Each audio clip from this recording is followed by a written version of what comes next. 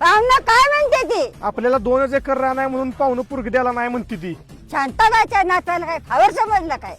खावर नाही ते खोबे.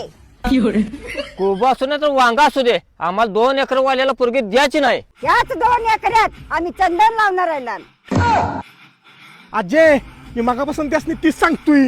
ए चंदन लाव नाही सीताफळ लाव. ए भिकाऱ्यानो, अजय परवा दिवशी लग्नाचा मुहूर्त आहे, पाकच लग्न मुडतील.